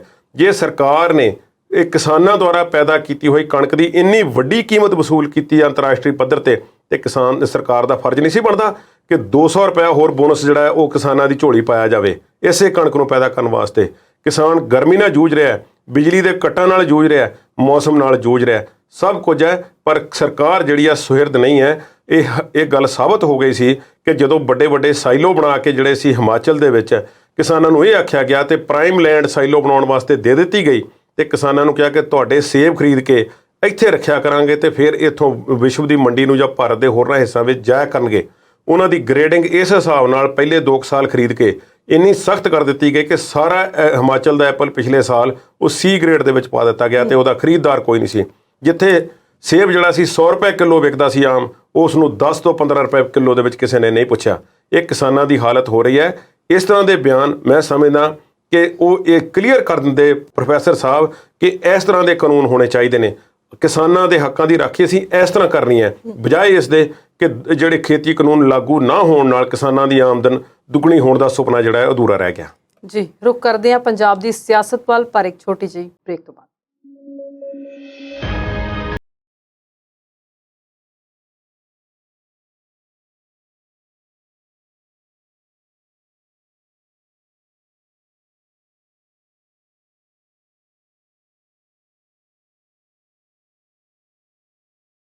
ਬ੍ਰੇਕ ਤੋਂ ਬਾਅਦ ਪ੍ਰੋਗਰਾਮ ਵਿਚਾਰ ਚਰਚਾ ਦੇਖ ਰਹੇ ਦਰਸ਼ਕਾਂ ਦਾ ਸਵਾਗਤ ਕਰਦੇ ਹਾਂ। ਕੁਲਦੀਪ ਜੀ, ਗੱਲ ਹੁਣ ਮੈਂ ਉਸ ਪਾਰਟੀ ਦੀ ਕਰਨੀ ਹੈ ਜਿਹੜੇ ਜਦੋਂ ਜਿੱਤੇ ਸੀ ਉਦੋਂ ਵੀ ਸੁਰਖੀਆਂ 'ਚ ਸੀ ਤੇ ਹਾਰਨ ਤੋਂ ਬਾਅਦ ਸੱਤਾਧਾਰੀ ਧਿਰ ਨਾਲੋਂ ਜ਼ਿਆਦਾ ਰੌਲਾ ਫੇਰ ਉਹਨਾਂ ਦਾ। ਪੰਜਾਬ ਕਾਂਗਰਸ ਦੀ ਗੱਲ ਕਰਦੇ ਹਾਂ। ਹਾਈ ਕਮਾਂਡ ਨੇ ਨਵੇਂ ਤੋਂ ਨਵੇਂ ਤੇ ਤਿੱਖੇ ਤੋਂ ਤਿੱਖੇ ਫੈਸਲੇ ਲੈਣੇ ਸ਼ੁਰੂ ਕੀਤੇ ਆ। ਸੁਰਜੀਤ ਧਮਾਨ ਨੂੰ ਬੀਤੇ ਦਿਨ ਮੁੱਢਲੀ ਮੈਂਬਰਸ਼ਿਪ ਤੋਂ ਰੱਦ ਕਰਤਾ ਉਹਨਾਂ ਨੇ ਤੇ ਹੁਣ ਅੱਜ ਸੁਨੀਲ ਜਾਖੜ ਨੂੰ ਕਾਰਨ ਦੱਸੋ ਨੋਟਿਸ ਦਿੱਤਾ। ਇਹ ਸੱਚੀ ਮੁੱਚੀ ਹਾਈ ਕਮਾਂਡ ਇੰਨੀ ਜ਼ਿਆਦਾ ਸਖਤ ਹੋ ਗਈ ਹੈ ਜਾਂ ਕੋਈ ਭਰਮ ਭੁਲੇਖਾ ਜਿਹੜਾ ਸਾਨੂੰ ਦਿਖਾਇਆ ਜਾ ਰਿਹਾ? ਸੁਰਜੀਤ ਧਮਾਨ ਨੂੰ ਪਾਰਟੀ ਦੇ ਵਿੱਚੋਂ ਕੱਢਿਆ ਤੇ ਉਸ ਨੂੰ ਕਾਰਨ ਦੱਸੋ ਨੋਟਿਸ ਵੀ ਨਹੀਂ ਦਿੱਤਾ ਗਿਆ। ਕਾਰਨ ਦੱਸੋ ਨੋਟਿਸ ਤੋਂ ਬਾਅਦ ਆਮ ਤੌਰ ਤੇ ਸਾਲ ਲਈ ਜਾਂ 2 ਸਾਲਾਂ ਲਈ ਜਾਂ 4 ਜਾਂ 6 ਸਾਲਾਂ ਲਈ ਪਾਰਟੀ ਵਿੱਚੋਂ ਮੁਅੱਤਲੀ ਕੀਤੀ ਜਾਂਦੀ ਹੈ ਤੇ ਫਿਰ ਬਿਨਾਂ ਕਾਰਨ ਦੱਸੇ ਹੋਏ ਕਈ ਵਾਰੀ ਉਹ ਮੁਅੱਤਲੀ ਜਿਹੜੀ ਹੈ ਉਸ ਨੂੰ ਰੱਦ ਕਰਦੇ ਹੋਏ ਦੁਬਾਰਾ ਮੈਂਬਰ ਨੂੰ ਬਹਾਲ ਕਰ ਦਿੱਤਾ ਜਾਂਦਾ ਹੈ। ਅਜਿਹਾ ਸੈਂਕੜੇ ਵਾਰ ਹੋਇਆ ਕਾਂਗਰਸ ਨਾਲ ਵੀ ਤੇ ਹੋਰਨਾਂ ਪਾਰਟੀਆਂ ਵਿੱਚ ਵੀ ਅਜਿਹਾ ਦੇਖਣ ਨੂੰ ਮਿਲਦਾ ਹੈ। ਹੁਣ ਗੱਲ ਇਹ ਹੈ ਕਿ ਸੁਰਜੀਤ ਧਮਾਨ ਜਿਨ੍ਹਾਂ ਨੇ ਬਿਆਨ ਦਿੱਤਾ ਠੋਕਮਾ ਔਰ ਬਿਲਕੁਲ ਰਾਜਾ ਵੜਿੰਗ ਨੂੰ ਉਹਨਾਂ ਨੇ ਬੋਲ ਕੇ ਲਲਕਾਰ ਕੇ ਜਿਹੜੀਆਂ ਗੱਲਾਂ ਕੀਤੀਆਂ ਉਸ ਨੂੰ ਹਾਈ ਕਮਾਨ ਨੇ ਬਹੁਤ ਸੀਰੀਅਸਲੀ ਲਿਆ। ਅੱਜ ਕੋਈ ਨਵਾਂ ਜਿਹੜਾ ਪ੍ਰਧਾਨ ਹੈ ਥਾਪਿਆ ਗਿਆ ਹੋਵੇ ਤੇ ਅਗਲੇ ਦਿਨ ਕੋਈ ਉਸ ਦੇ ਖਿਲਾਫ ਇਸ ਤਰ੍ਹਾਂ ਬੋਲੇ, ਹਾਈ ਕਮਾਨ ਦੀ ਤੇ ਬਹੁਤ ਵੱਡੀ ਇਹ ਬੇਇੱਜ਼ਤੀ ਸੀ ਮੇਰੇ ਹਿਸਾਬ ਨਾਲ। ਖੈਰ ਹਾਈ ਕਮਾਨ ਨੇ ਸਟੈਂਡ ਲਿਆ ਪਰ ਸੁਰਜੀਤ ਧਮਾਨ ਨਹੀਂ ਮੰਨਦੇ। ਉਹ ਕਹਿੰਦੇ ਮੈਂ ਸਿੱਧੂ ਦੀ ਸੋਚ ਦੇ ਨਾਲ ਪੂਰਨ ਤੌਰ ਤੇ ਖੜਾ ਤੇ ਮੈਂ ਇਸ ਖੁਸ਼ੀ ਵਿੱਚ ਮੈਨੂੰ ਪਾਰਟੀ ਚੋਂ ਕੱਢਿਆ ਗਿਆ, ਮੈਂ ਲੱਡੂ ਵੰਡਦਾ ਤੇ ਉਹਨਾਂ ਲੱਡੂ ਅੱਜ ਵੰਡੇ ਨੇ। ਲੱਡੂ ਉਹਨਾਂ ਨੇ ਵੰਡ ਦਿੱਤੇ ਪਰ ਦੂਸਰੇ ਪਾਸੇ ਵੀ ਜਿਹੜੀ ਗਹਿਮਾ ਗਹਿਮੀ ਆ ਉਹ ਘਟੀ ਨਹੀਂ। ਪ੍ਰਤਾਪ ਸਿੰਘ ਬਾਜਵਾ ਵਿਧਾਨ ਸਭਾ ਦੇ ਵਿੱਚ ਪ੍ਰੈਜ਼ੈਂਟ ਕਰਨਗੇ ਕਾਂਗਰਸ ਪਾਰਟੀ ਨੂੰ। ਪ੍ਰਤਾਪ ਸਿੰਘ ਬਾਜਵਾ ਵਾਸਤੇ ਵੀ ਇਸ ਤਰ੍ਹਾਂ ਦੀ ਕਾਂਗਰਸ ਦੇ ਵਿੱਚ ਕੋਈ ਉੱਚ ਅਹੁਦੇ ਦੀ ਲੀਡਰਸ਼ਿਪ ਕੋਈ ਨਵੀਂ ਨਹੀਂ ਹੈ। ਪੰਜਾਬ ਕਾਂਗਰਸ ਤੇ ਪੰਜਾਬ ਪ੍ਰਦੇਸ਼ ਕਾਂਗਰਸ ਦੇ ਕਮੇਟੀ ਦੇ ਪ੍ਰਧਾਨ ਵੀ ਉਹ ਰਹਿ ਚੁੱਕੇ ਨੇ ਜੀ, ਮੈਂਬਰ ਪਾਰਲੀਮੈਂਟ ਵੀ ਨੇ ਤੇ ਇਸ ਵੇਲੇ ਵਿਧਾਨ ਸਭਾ ਦੇ ਵਿੱਚ ਉਹ ਮੌਜੂਦ ਨੇ। ਉਹਨਾਂ ਲਈ ਵੀ ਇਹ ਪਰਖ ਦੀ ਘੜੀ ਹੈ ਤੇ ਉਹਨਾਂ ਤੇ ਵੀ ਇਲਜ਼ਾਮ ਲੱਗਦੇ ਰਹੇ ਨੇ ਕਿ ਉਹ ਗੁਰਦਾਸਪੁਰ ਤੋਂ ਬੈਠ ਕੇ ਚਿੱਠੀਆਂ ਲਿਖਦੇ ਰਹੇ ਕੈਪਟਨ ਅਮਰਿੰਦਰ ਸਿੰਘ ਨੂੰ ਤੇ ਚਿੱਠੀਆਂ ਕੈਪਟਨ ਸਾਹਿਬ ਨੇ ਪੜ੍ਹੀਆਂ ਕਿ ਨਹੀਂ ਪੜ੍ਹੀਆਂ ਤੇ ਬਹੁਤ ਜ਼ਿਆਦਾ ਖਫਾ ਹੋ ਗਿਆ ਬਾਜਵਾ ਸਾਹਿਬ ਇੱਕ ਸਮੇਂ ਤੇ ਫਿਰ ਦੁਬਾਰਾ ਉਹਨਾਂ ਨਾਲ ਸਹਿਮਤ ਹੋ ਗਏ ਸੀ। ਉਹ ਕਿਉਂ ਹੋ ਗਏ ਉਹ ਉਹਨਾਂ ਬਾਰੇ ਇਹ ਕਿਹਾ ਜਾਂਦਾ ਸੀ ਕਿ ਇੱਕ ਚਾਹ ਦਾ ਕੱਪ ਜਿਹੜਾ ਸੀ ਕੈਪਟਨ ਅਮਰਿੰਦਰ ਸਿੰਘ ਨੇ ਉਹਨਾਂ ਨੂੰ ਪਿਆਇਆ ਤੇ ਪ੍ਰਤਾਪ ਸਿੰਘ ਬਾਜਵਾ ਦੁਬਾਰਾ ਖੁਸ਼ ਹੋ ਕੇ ਉਹਨਾਂ ਨਾਲ ਜੁੜ ਗਏ। ਹੁਣ ਗੱਲ ਕਰਦੇ ਹਾਂ ਕਿ ਕਾਂਗਰਸ ਇਸ ਵੇਲੇ ਕਿਸ ਤਰ੍ਹਾਂ ਦੀ ਅਨੁਸ਼ਾਸਨਹੀਣਤਾ ਦੇ ਵਿੱਚ ਘਿਰੀ ਹੋਈ ਹੈ। ਜਦੋਂ ਅਸੀਂ ਪੋਲੀਟੀਕਲ ਸਾਇੰਸ ਦੇ ਸਬਜੈਕਟ ਦੇ ਤੌਰ ਤੇ ਸਟੂਡੈਂਟ ਦੇ ਤੌਰ ਤੇ ਇਸ ਨੂੰ ਪੜ੍ਹਦੇ ਹਾਂ ਤੇ ਆਮ ਤੌਰ ਤੇ ਭਾਰਤੀ ਜਨਤਾ ਪਾਰਟੀ ਤੇ ਕਾਂਗਰਸ ਦੇ ਵਿਚਕਾਰ ਇੱਕ ਬੁਨਿਆਦੀ ਫਰਕ ਜਿਹੜਾ ਪੜਾਇਆ ਜਾਂਦਾ ਹੈ, ਉਹ ਇਹ ਹੈ ਕਿ ਭਾਜਪਾ ਨੂੰ ਅਨੁਸ਼ਾਸਨਮਈ ਪਾਰਟੀ ਦੇ ਵਿੱਚ ਗਿਣਿਆ ਜਾਂਦਾ ਹੈ ਕਿ ਪਾਰਟੀ ਦੀ ਜਿਹੜੀ ਕੇਂਦਰੀ ਲੀਡਰਸ਼ਿਪ ਹੈ ਉਸ ਦੇ ਹੁਕਮ ਨੂੰ ਸਿਰ ਮੱਥੇ ਤੇ ਮੰਨ ਕੇ ਉਸ ਨੂੰ ਬਹੁਤਾ ਚੈਲੰਜ ਨਹੀਂ ਕੀਤਾ ਜਾਂਦਾ ਤੇ ਅਨੁਸ਼ਾਸਨ ਨੂੰ ਕਾਇਮ ਰੱਖਣ ਲਈ ਪਾਰਟੀ ਦੀ ਕੇਂਦਰੀ ਲੀਡਰਸ਼ਿਪ ਜਿਹੜੀ ਹੈ ਉਹ ਹਰ ਹਿੱਲੇ ਕੋਈ ਨਾ ਕੋਈ ਉਪਰਾਲੇ ਕਰਦੀ ਰਹਿੰਦੀ ਹੈ। ਤੇ ਭਾਜਪਾ ਭਾਵੇਂ ਸੱਤਾ ਵਿੱਚ ਪਿਛਲੇ 2014 ਤੋਂ ਹੁਣ ਜ਼ਰੂਰ ਹੈ 8 ਕੁ ਸਾਲਾਂ ਤੋਂ, ਪਰ ਉਸ ਤੋਂ ਪਹਿਲਾਂ ਕੋਈ ਵੱਡਾ ਇਤਿਹਾਸ ਨਹੀਂ ਹੈ ਪੰਜਾਬ ਭਾਰਤ ਦੇ ਵਿੱਚ ਭਾਜਪਾ ਦਾ। ਫਿਰ ਵੀ ਉਹਨਾਂ ਨੇ ਆਪੋਜੀਸ਼ਨ ਦੇ ਵਿੱਚ ਹੁੰਦਿਆਂ ਹੋਇਆਂ ਵੀ ਤੇ ਨਾ ਮਾਤਰ ਆਪੋਜੀਸ਼ਨ ਵਿਰੋਧੀ ਧਿਰ ਦੇ ਵਿੱਚ ਹੁੰਦਿਆਂ ਹੋਇਆਂ ਵੀ ਉਹਨਾਂ ਨੇ ਆਪਣਾ ਅਨੁਸ਼ਾਸਨ ਜਿਹੜਾ ਸੀ ਕਿਸੇ ਹੱਦ ਤੱਕ ਕਾਇਮ ਰੱਖਿਆ। ਜੇ ਕਾਂਗਰਸ ਦੀ ਗੱਲ ਕਰੀਏ ਤਾਂ ਕਾਂਗਰਸ ਦੀਆਂ ਸਮੱਸਿਆਵਾਂ ਇਸ ਵੇਲੇ ਬਹੁਤੀਆਂ ਨੇ। 5 ਸੂਬਿਆਂ 'ਚ ਚੋਣਾਂ ਹੋਈਆਂ ਤੇ ਸਾਰੇ ਪਾਸੇ ਹੀ ਨੁਕਸਾਨ ਝੱਲਣਾ ਪੈ ਗਿਆ। ਰਾਜਸਥਾਨ ਦੇ ਵਿੱਚ ਸਰਕਾਰ ਵੱਡੇ ਸੂਬਿਆਂ 'ਚੋਂ ਗਿਣਨਾ ਹੋਵੇ ਤੇ ਉਹਨਾਂ ਦੀ ਸਰਕਾਰ ਹੈ ਉਹ ਵੀ ਡਾਵਾਡੋਲ ਸਥਿਤੀ ਦੇ ਵਿੱਚ ਮੱਧ ਪ੍ਰਦੇਸ਼ 'ਚੋਂ ਗੱਦੀ ਖੁੱਸ ਚੁੱਕੀ ਹੈ। ਬਾਕੀਆਂ ਦੇ ਵਿੱਚ ਕੋਈ ਬਹੁਤਾ ਬਣਦਾ ਨਜ਼ਰ ਨਹੀਂ ਆ ਰਿਹਾ। ਕੇਂਦਰ ਦੀਆਂ ਚੋਣਾਂ 2 ਸਾਲਾਂ ਦੇ ਵਿੱਚ ਫੇਰ ਹੋਣੀਆਂ ਨੇ ਜਿਹੜੀਆਂ ਲੋਕ ਸਭਾ ਦੀਆਂ ਨੇ, ਪਰ ਉਸ ਦੇ ਵਿੱਚ ਵੀ ਯੂਪੀ ਦੇ ਵਿੱਚ ਕੁਝ ਪਿੜ ਪੱਲੇ ਪੈਂਦਾ ਨਜ਼ਰ ਨਹੀਂ ਆ ਰਿਹਾ। ਜਿਵੇਂ ਪੰਜਾਬ ਦੇ ਵਿੱਚ ਅਕਾਲੀ ਦਲ ਹਾਸ਼ੀ ਤੇ ਚਲੇ ਗਿਆ, ਇਸ ਤਰ੍ਹਾਂ ਕਾਂਗਰਸ ਬਿਲਕੁਲ ਖਤਮ ਹੋਣ ਦੇ ਕਿਨਾਰੇ ਯੂਪੀ ਦੇ ਵਿੱਚ ਪਹੁੰਚ ਗਈ ਹੈ। ਭਾਵੇਂ ਕਿ ਬੀਬੀ ਪ੍ਰਿਅੰਕਾ ਗਾਂਧੀ ਨੂੰ ਉੱਥੇ ਦੇ ਪ੍ਰਧਾਨ ਦੇ ਤੌਰ ਤੇ ਜਾਂ ਉੱਥੇ ਦੇ ਇੰਚਾਰਜ ਦੇ ਤੌਰ ਤੇ ਜੋ ਵੀ ਕਹਿ ਲਓ ਉਹਨਾਂ ਨੂੰ ਨਿਯੁਕਤ ਕਰ ਦਿੱਤਾ ਗਿਆ ਸੀ ਤੇ ਉੱਥੇ ਦੀ ਵਾਗਡੋਰ ਜਿਹੜੀ ਉਹਨਾਂ ਦੇ ਹੱਥ ਵਿੱਚ ਸੌਂਪ ਦਿੱਤੀ ਗਈ ਸੀ। ਹੁਣ ਇਸ ਦੇ ਚਲਦਿਆਂ ਇਹਨਾਂ ਨੂੰ ਪੰਜਾਬ ਤੇ ਮਾਣ ਸੀ ਤੇ ਪੰਜਾਬ ਦੇ ਵਿੱਚ ਕੈਪਟਨ ਅਮਰਿੰਦਰ ਸਿੰਘ ਇੱਕ ਅਜਿਹਾ ਚਿਹਰਾ ਸੀ ਜੋ ਪਾਰਟੀ ਨੂੰ ਘੱਟੋ ਘੱਟ ਭਾਵੇਂ ਉਹਨਾਂ ਦੀਆਂ 100 ਹੋਰ ਸਮੱਸਿਆਵਾਂ ਹੋਣ ਪਰ ਪਾਰਟੀ ਨੂੰ ਉਹਨਾਂ ਨੇ ਇਕੱਠਿਆਂ ਜ਼ਰੂਰ ਰੱਖਿਆ ਹੋਇਆ ਸੀ ਤੇ ਕੋਈ ਚੈਲੰਜ ਨਹੀਂ ਸੀ ਕਰਦਾ ਉਹਨਾਂ ਦੀ ਲੀਡਰਸ਼ਿਪ ਨੂੰ ਸਿੱਝੇ ਕੀਤੇ। ਉਹ ਨਵਜੋਤ ਸਿੰਘ ਸਿੱਧੂ ਨੇ ਕੀਤਾ। ਨਵਜੋਤ ਸਿੰਘ ਸਿੱਧੂ ਨੇ ਅਜਿਹਾ ਕੀਤਾ ਕਿ ਚੈਲੰਜ ਕਰਨ ਵਾਲੇ ਨੂੰ ਹੀ ਪਾਰਟੀ ਨੇ ਜਿਹੜਾ ਸੀ ਕੇਂਦਰੀ ਹਾਈ ਕਮਾਨ ਨੇ ਉਹਨਾਂ ਨੂੰ ਹੀ ਪ੍ਰਧਾਨ ਬਣਾ ਦਿੱਤਾ। ਹੁਣ ਇਸ ਦੇ ਨਾਲ ਸੰਕੇਤ ਕੀ ਜਾਂਦਾ ਹੈ ਕਿ ਤੁਸੀਂ ਕਿਸੇ ਨੂੰ ਵੀ ਚੈਲੰਜ ਕਰੋ ਤੇ ਚੈਲੰਜ ਕਰਨ ਵਾਲੇ ਦੀ ਤੁਹਾਡੀ ਜਿਹੜੀ ਹੈ ਉਹ ਫਿਰ ਵਧੀਆ ਪੈਂਠ ਬਣਦੀ ਹੈ। ਹੁਣ ਇਸ ਦੇ ਨਾਲ ਰਾਣਾ ਗੁਰਜੀਤ ਸਿੰਘ ਦੀ ਆਪਾਂ ਐਗਜ਼ਾਮਪਲ ਦਿੰਦੇ ਹਾਂ ਕਿ ਰਾਣਾ ਗੁਰਜੀਤ ਸਿੰਘ ਨੂੰ ਪਹਿਲਾਂ ਤੇ ਮੰਤਰੀ ਮੰਡਲ ਵਿੱਚੋਂ ਅਸਤੀਫਾ ਦੇਣਾ ਪੈ ਗਿਆ ਸੀ ਕੈਪਟਨ ਅਮਰਿੰਦਰ ਸਿੰਘ ਦੇ ਵੇਲੇ, ਤੇ ਫਿਰ ਜਦੋਂ ਚਰਨਜੀਤ ਸਿੰਘ ਚੰਨੀ ਦੀ ਸਰਕਾਰ ਆਉਂਦੀ ਹੈ ਤੇ ਉਹ ਮੰਤਰੀ ਬਣ ਜਾਂਦੇ ਨੇ। ਫਿਰ ਸਾਰਿਆਂ ਨੂੰ ਕਹਾਣੀ ਪਤਾ ਹੈ ਲੰਬੀ ਚੌੜੀ ਦੇ ਵਿੱਚ ਨਾ ਪਈ ਕਿ ਕਪੂਰਥਲੇ ਤੋਂ ਟਿਕਟ ਉਹਨਾਂ ਨੂੰ ਦਿੱਤੀ ਗਈ ਤੇ ਆਪਣੇ ਬੇਟੇ ਵਾਸਤੇ ਟਿਕਟ ਜਿਹੜੀ ਸੀ ਸੁਲਤਾਨਪੁਰ ਲੋਧੀ ਤੋਂ ਮੰਗਣ ਲੱਗ ਪਏ। ਬਾਬੇ ਨਾਨਕ ਦੀ ਧਰਤੀ ਤੋਂ ਸੁਲਤਾਨਪੁਰ ਲੋਧੀ ਤੋਂ ਕਾਂਗਰਸੀ ਉਮੀਦਵਾਰ ਦੇ ਖਿਲਾਫ ਭੱਦੀ ਸ਼ਬਦਾਵਲੀ ਤੋਂ ਲੈ ਕੇ ਸਟੇਜਾਂ ਤੋਂ ਚੈਲੰਜ, ਹਰ ਚੈਨਲ ਤੇ ਇੰਟਰਵਿਊ ਤੇ ਬਹੁਤ ਕਿਸਮ ਦੀਆਂ ਗੱਲਾਂ ਕੀਤੀਆਂ ਰਾਣਾ ਗੁਰਜੀਤ ਸਿੰਘ ਨੇ ਤੇ ਚੈਲੰਜ ਕੀਤਾ ਕਿ ਜਿਹਨੇ ਮੇਰੀ ਟਿਕਟ ਕਟਾਉਣੀ ਹੈ ਕਟਾ ਕੇ ਵਿਖਾਵੇ। ਭਾਵੇਂ ਕਿ ਚੋਣਾਂ ਤੋਂ ਐਨ ਮੌਕੇ ਪਹਿਲਾਂ ਇਹ ਸਭ ਕੁਝ ਕਰਨਾ ਸੰਭਵ ਨਹੀਂ ਸੀ, ਪਰ ਰਾਣੇ ਗੁਰਜੀਤ ਦੀ ਆਪਣੀ ਟਿਕਟ ਤੇ ਕੀ ਕੱਟੀ ਜਾਣੀ ਸੀ, ਮੁੰਡੇ ਦਾ ਜੋ ਚੈਲੰਜ ਸੀ ਉਹ ਵੀ ਉਹਨਾਂ ਦਾ ਸਫਲ ਹੋਇਆ ਤੇ ਕਾਂਗਰਸੀ ਉਮੀਦਵਾਰ ਕਿਤੇ ਲੱਭੇ ਨਹੀਂ ਤੇ ਰਾਣਾ ਇੰਦਰ ਪ੍ਰਤਾਪ ਜਿਹੜੇ ਸੀ ਉਹ ਆਜ਼ਾਦਾਨਾ ਤੌਰ ਤੇ ਸੁਲਤਾਨਪੁਰ ਲੋਧੀ ਤੋਂ ਚੋਣ ਜਿੱਤ ਗਏ।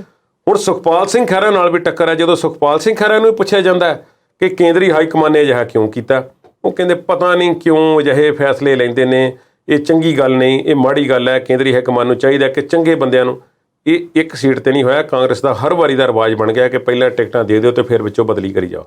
ਖੈਰ ਚੋਣਾਂ ਹੋ ਗਈਆਂ, ਸਭ ਕੁਝ ਹੋ ਗਿਆ, ਪਰ ਕਾਂਗਰਸ ਨੇ ਮੰਥਨ ਜਿਹੜਾ ਹੈ ਜਿਹਨੂੰ ਕਹਿੰਦੇ ਨੇ ਕਿ ਚਿੰਤਨ ਮੰਥਨ ਕਰਨਾ ਸੀ ਉਹ ਨਹੀਂ ਪ੍ਰੋਪਰਲੀ ਕੀਤਾ ਗਿਆ। ਪਰ ਸੋਨੀਆ ਗਾਂਧੀ ਵੱਲੋਂ ਇੱਕ ਸੰਕੇਤ ਜ਼ਰੂਰ ਦਿੱਤਾ ਗਿਆ ਸੀ ਕਿ ਅਸੀਂ ਹੁਣ ਅਨੁਸ਼ਾਸਨਹੀਣਤਾ ਬਰਦਾਸ਼ਤ ਨਹੀਂ ਕਰਨੀ ਤੇ ਹਾਰ ਲਈ ਜ਼ਿੰਮੇਵਾਰ ਉਹਨਾਂ ਨੇ 5 ਪ੍ਰਧਾਨਾਂ ਦੇ ਕਾਂਗਰਸੀਆਂ ਦੇ ਅਸਤੀਫੇ ਮੰਗ ਲਏ ਸੀ। ਉਹ ਮਿਲ ਗਿਆ, ਨਵਜੋਤ ਸਿੰਘ ਸਿੱਧੂ ਵੀ ਦੇ ਗਏ, ਰਾਵਤ ਵੀ, ਸਭ ਕੁਝ ਸਾਰੇ ਜਣੇ ਸੀ ਉਹ ਛੱਡ ਗਏ ਸਭ ਕੁਝ। ਪਰ ਗੱਲ ਇਹ ਆ ਕਿ ਕੀ ਇਸ ਨਾਲ ਕਿਸੇ ਸਮੱਸਿਆ ਦਾ ਹੱਲ ਹੁੰਦਾ ਸੀ? ਸਾਰਿਆਂ ਨੇ ਫਿਰ ਲਾਮਬੰਦੀ ਸ਼ੁਰੂ ਕਰ ਦਿੱਤੀ। ਬਿਆਨ ਵੱਡੇ ਵੱਡੇ ਆਉਣ ਲੱਗੇ। ਵਿਧਾਨ ਸਭਾ ਦੇ ਵਿੱਚ ਜਿੱਤੇ ਹੋਏ ਉਮੀਦਵਾਰ ਜਿਹੜੇ ਸੀ ਕਾਂਗਰਸ ਦੇ ਆਪਣਾ ਦਮਖਮ ਵਿਖਾਉਣ ਲਈ ਕਾਹਲੇ ਪੈ ਗਏ ਤੇ ਸਾਰੇ ਭਗਵੰਤ ਮਾਨ ਸਰਕਾਰ ਨੂੰ ਚੈਲੰਜ ਕਰਨ ਲੱਗੇ ਕਿਸੇ ਨਾ ਕਿਸੇ ਮੁੱਦੇ ਤੇ ਸਾਰਿਆਂ ਨੇ ਜ਼ੋਰ ਲਾ ਲਿਆ ਕਿ ਕਿਤੇ ਸਾਨੂੰ ਵੀ ਜਿਹੜਾ ਹੈ ਕਾਂਗਰਸ ਦੇ ਜਿਹੜਾ ਵਿਧਾਇਕ ਦਲ ਹੈ ਉਸ ਦਾ ਨੇਤਾ ਚੁਣ ਲਿਆ ਜਾਵੇ ਤੇ ਵਿਰੋਧੀ ਧਿਰ ਦੇ ਆਗੂ ਵਜੋਂ ਅਸੀਂ ਵੀ ਕੋਈ ਅਹੁਦਾ ਜਿਹੜਾ ਲੈ ਕੇ ਬੈਠੀ ਤੇ ਸਾਡੀ ਕੋਈ ਪੈਂਠ ਹੋਵੇ। ਪਰ ਨਾਮ ਬਹੁਤੇ ਸਨ ਪਰ ਉਹਨਾਂ ਵਿੱਚੋਂ ਕਿਸੇ ਦੇ ਨਾਂ ਤੇ ਪੱਕੀ ਮੋਹਰ ਨਹੀਂ ਸੀ ਲੱਗ ਰਹੀ। ਉਹ ਮੁਸ਼ਕਲਾਂ ਨੂੰ ਵਿਰਾਮ ਲਾਉਂਦੇ ਹੋਏ ਅਮਰਿੰਦਰ ਸਿੰਘ ਰਾਜਾ ਵੜਿੰਗ ਨੂੰ ਤੇ ਲਾ ਦਿੱਤਾ, ਪਰ ਅੱਜ ਵੀ ਕਾਂਗਰਸ ਮੁਸ਼ਕਲਾਂ ਨਾਲ ਇਸੇ ਤਰ੍ਹਾਂ ਹੀ ਜੂਝ ਰਹੀ ਹੈ। ਕਾਂਗਰਸ ਦੇ ਵਿੱਚ ਅੱਜ ਸੁਨੀਲ ਜਾਖੜ ਦੇ ਮੁੱਦੇ ਤੇ ਜਿਹੜਾ ਉਹਨਾਂ ਨੂੰ ਕਾਰਨ ਦੱਸੋ ਨੋਟਿਸ ਜਾਰੀ ਕੀਤਾ ਗਿਆ।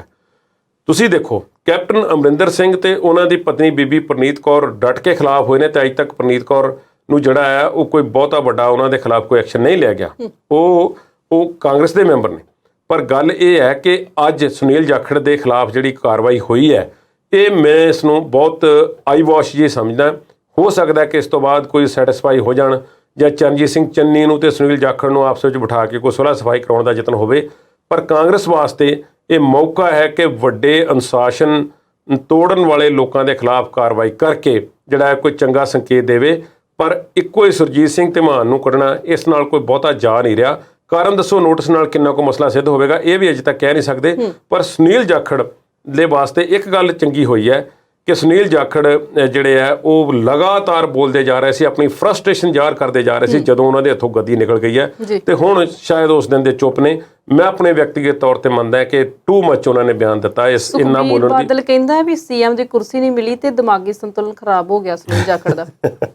ਚਲੋ ਇਹ ਉਹਨਾਂ ਦੇ ਆਪਣੇ ਬਿਆਨ ਨੇ, ਪਰ ਤੁਸੀਂ ਦੇਖੋ ਸਵਲੀਨ, ਜਿੱਥੇ ਵੀ ਇਹ ਬੜੇ ਕਲੋਜ਼ ਨੇ ਪਰਿਵਾਰ, ਇਹੋ ਜਾਖੜ ਪਰਿਵਾਰ ਤੇ ਬਾਦਲ ਪਰਿਵਾਰ, ਜਦੋਂ ਵੀ ਕਿਤੇ ਸੁਨੀਲ ਜਾਖੜ ਮਿਲਦੇ ਨੇ ਤੇ ਜਦੋਂ ਉਹਨਾਂ ਦੇ ਪਿਤਾ ਜੀ ਨੇ ਬੜੀ ਸਾਂਝ ਸੀ ਪ੍ਰਕਾਸ਼ ਸਿੰਘ ਬਾਦਲ ਦੀ, ਜੋ ਲੋਕ ਸਭਾ ਦੇ ਸਪੀਕਰ ਰਹੇ ਨੇ ਬਲਰਾਮ ਜਾਖੜ, ਪੰਜਾਬ ਦੇ ਵਿੱਚੋਂ ਉਹ ਆਗੂ ਸਨ, ਤੇ ਇਹਨਾਂ ਦੇ ਦੂਸਰੇ ਭਰਾ ਸੱਜਣ ਕੁਮਾਰ ਜਿਹੜੇ ਸੀ ਬੇਅੰਤ ਸਿੰਘ ਦੀ ਸਰਕਾਰ ਦੇ ਵਿੱਚ ਉਹ ਮੰਤਰੀ ਸਨ ਜਾਖੜ, ਤੇ ਇਹ ਸੁਨੀਲ ਜਾਖੜ ਇਹਨਾਂ ਨੇ ਆਪਣਾ ਇੱਕ ਵੱਖਰੇ ਕਿਸਮ ਦਾ ਰੁਤਬਾ ਜਿਹਾ ਬਣਾ ਲਿਆ।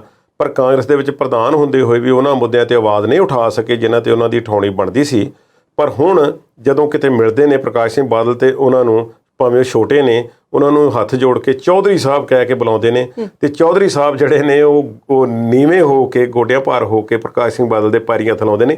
ਸਟੇਜਾਂ ਤੋਂ ਜੋ ਮਰਜ਼ੀ ਇੱਕ ਦੂਸਰੇ ਦੇ ਖਿਲਾਫ ਆਖਦੇ ਹੋਣ, ਪਰ ਬੜਾ ਪਿਆਰ ਹੈ ਦੋਨਾਂ ਪਰਿਵਾਰਾਂ ਦਾ, ਇਸ ਗੱਲ ਤੇ ਯਕੀਨ ਕਰੋ। ਥੋੜੇ ਜਿਹੇ ਸ਼ਬਦਾਂ 'ਚ ਮੈਂ ਗੱਲ ਨਵਜੋਤ ਸਿੰਘ ਸਿੱਧੂ ਦੀ ਵੀ ਕਰਨਾ ਚਾਹੁੰਦੀ ਹਾਂ। ਸੋਸ਼ਲ ਮੀਡੀਆ ਤੇ ਲੋਕ ਕਹਿ ਰਹੇ ਨੇ ਕਿ ਸਿੱਧੂ ਦਾ ਸਿਆਸੀ ਸਫ਼ਰ ਖਤਮ ਹੋ ਗਿਆ, ਘਰ ਦਾ ਨਹੀਂ ਰਿਹਾ, ਘਾਟ ਦਾ ਨਹੀਂ ਰਿਹਾ। ਤੁਹਾਡੇ ਸਮੀਕਰਨ ਕੀ ਕਹਿੰਦੇ ਨੇ ਨਵਜੋਤ ਸਿੰਘ ਸਿੱਧੂ? ਨਹੀਂ, ਖਤਮ ਨਹੀਂ ਹੋ ਰਿਹਾ ਨਵਜੋਤ ਸਿੰਘ ਸਿੱਧੂ ਦਾ। ਨਵਜੋਤ ਸਿੰਘ ਸਿੱਧੂ ਵਾਸਤੇ ਆਪਸ਼ਨਾਂ ਬਹੁਤ ਨੇ। ਤੁਸੀਂ ਦੇਖੋ ਪਿਛਲੇ ਦਿਨਾਂ ਵਿੱਚ ਉਹਨਾਂ ਨੇ ਭਗਵੰਤ ਮਾਨ ਨੂੰ ਲੈ ਕੇ, ਕੇਜਰੀਵਾਲ ਨੂੰ, ਕੈਪਟਨ ਅਮਰਿੰਦਰ ਸਿੰਘ, ਹੋਰ ਕਿਸੇ ਨੂੰ, ਪਤਾ ਨਹੀਂ ਕਿਹਦੀ ਭੰਡੀ ਉਹਨਾਂ ਨੇ ਕੀਤੀ ਹੋਵੇ, ਤੇ ਹੁਣ ਵੀ ਉਹ ਚੁੱਪ ਨਹੀਂ।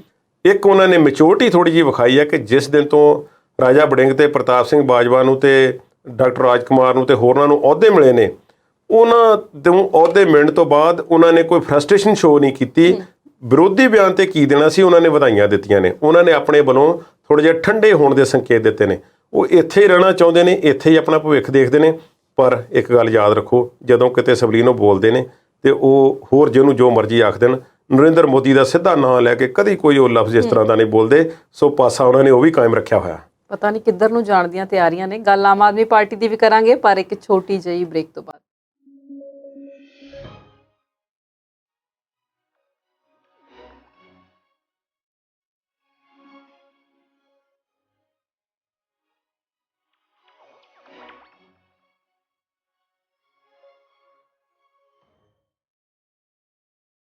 ਬ੍ਰੇਕ ਤੋਂ ਬਾਅਦ ਪ੍ਰੋਗਰਾਮ ਵਿਚਾਰ ਚਰਚਾ ਦੇਖ ਰਹੇ ਦਰਸ਼ਕਾਂ ਦਾ ਇੱਕ ਵਾਰ ਫਿਰ ਤੋਂ ਸਵਾਗਤ ਕਰਦੇ ਹਾਂ।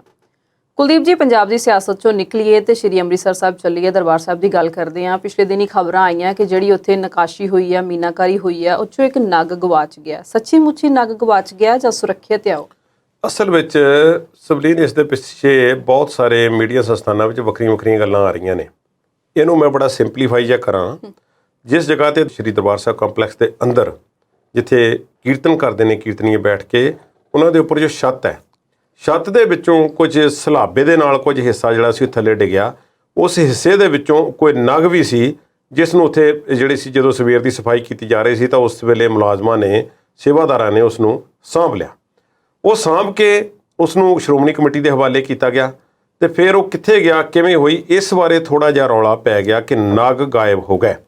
ਮੈਂ ਇੱਕ ਪੰਜਾਬ ਦੀ ਇੱਕ ਅਖਬਾਰ ਦੀ ਇੱਕ ਸੰਪਾਦਕੀ ਪੜ੍ਹ ਰਿਹਾ ਸੀ ਤੇ ਉਹਨਾਂ ਨੇ ਥੋੜ੍ਹਾ ਜਿਹਾ ਇਸ ਨੂੰ ਹੋਰ ਹਿਸਾਬ ਨਾਲ ਵੇਖਿਆ ਕਿ ਬਹੁਤ ਮਾੜੀ ਗੱਲ ਹੈ, ਵਿਵਾਦਾਂ ਵਿੱਚ ਆਉਣਾ, ਇਹ ਵਿਵਾਦ ਹੋ ਗਿਆ, ਇਹ ਫਿਰ ਚੰਗੀ ਗੱਲ ਨਹੀਂ। ਦੇਖੋ ਗੱਲ ਇਹ ਹੈ, ਸੰਵਾਦ ਵੀ ਹੈ ਤੇ ਵਿਵਾਦ ਵੀ ਹੈ, ਤੇ ਜਿੱਥੇ ਵਾਦ ਲੱਗ ਜਾਂਦਾ ਉੱਥੇ ਕੁਝ ਨਾ ਕੁਝ ਤੇ ਹੁੰਦਾ ਹੈ।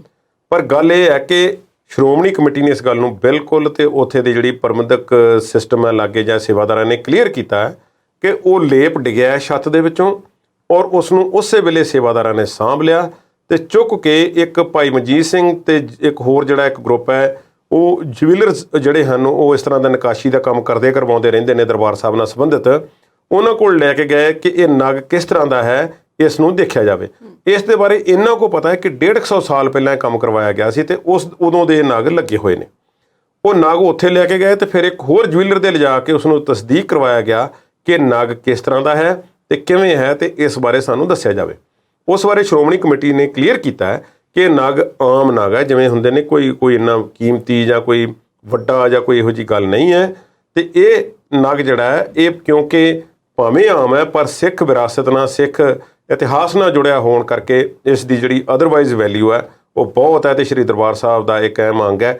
ਤੇ ਇਸ ਨੂੰ ਹੁਣ ਉਹਨਾਂ ਨੇ ਕਲੀਅਰ ਕੀਤਾ ਪ੍ਰਬੰਧਕ ਕਮੇਟੀ ਨੇ ਕਿ ਕਹਿ ਦਿੱਤਾ ਗਿਆ ਕਿ ਇੱਕ ਤੇ ਸਲਾਬਾ ਜਿਹੜਾ ਆ ਰਿਹਾ ਕਿ ਉਹ ਕਿਉਂ ਆ ਰਿਹਾ। ਹੁਣ ਇੱਕ ਤੇ ਸਲਾਬੇ ਬਾਰੇ ਗੱਲ ਬਾਅਦ ਚ ਕਰਦੇ ਆ, ਇਹ ਕਿ ਉਹ ਨਾਗ ਜਦੋਂ ਦੁਬਾਰਾ ਮੀਨਾਕਾਰੀ ਦਾ ਕੰਮ ਸ਼ੁਰੂ ਹੋਵੇਗਾ ਉਸ ਨੂੰ ਦੁਬਾਰਾ ਉੱਥੇ ਸੁਸ਼ੋਭਿਤ ਕਰ ਦਿੱਤਾ ਜਾਵੇਗਾ। ਹੁਣ ਸਲਾਬੇ ਦੀ ਗੱਲ ਬਾਰੇ ਥੋੜੀ ਜਿਹੀਆਂ ਜਿਹੜੀਆਂ ਕੰਟਰਾਡਿਕਸ਼ਨਸ ਉਹ ਆ ਰਹੀਆਂ ਨੇ।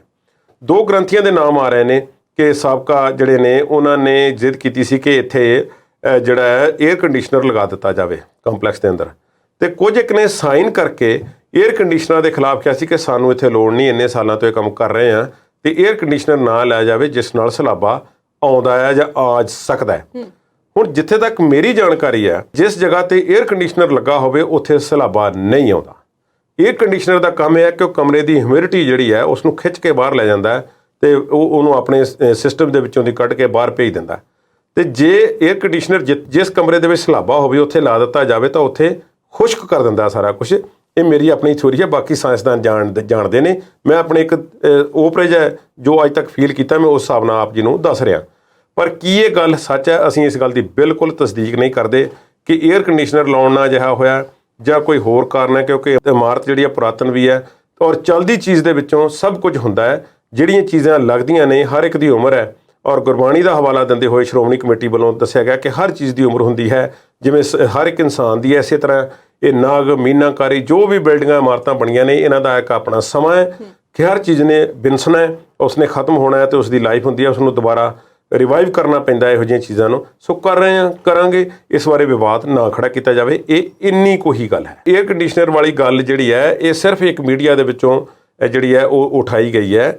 ਇਸ ਬਾਰੇ ਇਸ ਨੂੰ ਆਪਣੇ ਤੌਰ ਤੇ ਕੋਈ ਤਸਦੀਕ ਨਹੀਂ ਕਰਦੇ, ਨਾ ਹੀ ਸ਼੍ਰੋਮਣੀ ਕਮੇਟੀ ਵੱਲੋਂ ਇਸ ਬਾਰੇ ਕੋਈ ਸਪਸ਼ਟੀਕਰਨ ਜਿਹੜਾ ਉਹ ਦਿੱਤਾ ਗਿਆ। ਜੀ, ਦਰਬਾਰ ਸਾਹਿਬ ਤੋਂ ਜਿਹੜਾ ਗੁਰਬਾਣੀ ਦਾ ਪ੍ਰਸਾਰਣ ਹੁੰਦਾ ਦੇਸ਼ਾਂ ਵਿਦੇਸ਼ਾਂ ਦੇ ਵਿੱਚ ਜਿਹੜੀ ਸੰਗਤ ਸਿੱਖ ਸੰਗਤ ਬੈਠੀ ਹੈ ਉਹ ਸੁਣਦੀ ਹੈ ਤੇ ਪੀਟੀਸੀ ਚੈਨਲ ਵੀ ਇਸੇ ਪ੍ਰਸਾਰਣ ਸਿਰ ਤੇ ਬਹੁਤ ਮਕਬੂਲ ਹੋ ਗਿਆ ਜਿਹੜਾ ਕਿ ਅੱਜ ਕੱਲ੍ਹ ਵਿਵਾਦਾਂ 'ਚ ਹੈ। ਜੇ ਹੁਣ ਦੀ ਗੱਲ ਕਰੀਏ ਤੇ ਐਸਜੀਪੀਸੀ ਕਹਿੰਦੀ ਹੈ ਕਿ 200 ਕਰੋੜ ਦਾ ਬਜਟ ਚਾਹੀਦਾ ਸਾਨੂੰ ਆਪਣਾ ਚੈਨਲ ਬਣਾਉਣ ਲਈ, ਆਪਣਾ ਸਿੱਧਾ ਗੁਰਬਾਣੀ ਦਾ ਪ੍ਰਸਾਰਣ ਕਰਨ ਲਈ। ਜੇ ਅੱਜ ਦੀ ਡੇਟ ਦੀ ਗੱਲ ਕਰੀਏ ਤੇ ਕੁਲਦੀਪ ਜੀ ਕਿੱਥੋਂ ਤੱਕ ਪਹੁੰਚਿਆ ਮਾਮਲਾ? ਖੁੱਲਣਗੇ ਭਾਗ ਗੁਰਬਾਣੀ ਪ੍ਰਸਾਰਣ ਦੇ? ਸਵਲੀਨ, ਇੱਕ ਚੈਨਲ ਹੈ YouTube, ਉਸ ਦੇ ਬਾਰੇ ਗੱਲ ਕੀਤੀ ਜਾ ਰਹੀ ਹੈ। ਸ਼੍ਰੋਮਣੀ ਕਮੇਟੀ ਨੇ ਕਹਿਤਾ ਕਿ ਅਸੀਂ 1 ਹਫ਼ਤੇ ਦੇ ਵਿੱਚ ਉਸ 'ਤੇ ਸ਼ੁਰੂ ਕਰ ਦੇਵਾਂਗੇ ਗੁਰਬਾਣੀ ਦਾ ਪ੍ਰਸਾਰਣ।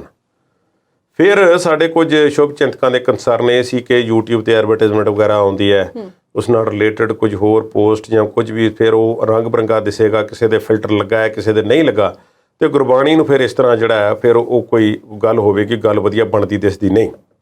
ਦੇਖੋ, ਜਿਸ ਨੇ YouTube ਤੇ ਵੇਖਣਾ ਹੈ ਸਵਲੀਨ, ਕੀ ਉਹ ਕਿਸੇ ਵੈਬ ਪੇਜ ਤੋਂ ਜਾਂ ਐਪ ਦੇ ਥਰੂ ਨਹੀਂ ਦੇਖ ਸਕਦਾ? ਕਿੰਨੀ ਕੁ ਔਖੀ ਗੱਲ ਹੈ ਇਹ। ਮੈਂ ਇਹ ਸਪਸ਼ਟ ਤੌਰ ਤੇ ਜਿੰਨੀ ਕੁ ਤੁੱਛ ਜਾਣਕਾਰੀ ਮੈਨੂੰ ਹੈ ਮੈਂ ਦੱਸ ਸਕਦਾ ਕਿ ਇਹ ਪੀਸ ਆਫ ਕੇਕ ਹੈ। ਇਹ ਬਿਲਕੁਲ ਆਸਾਨ ਹੈ।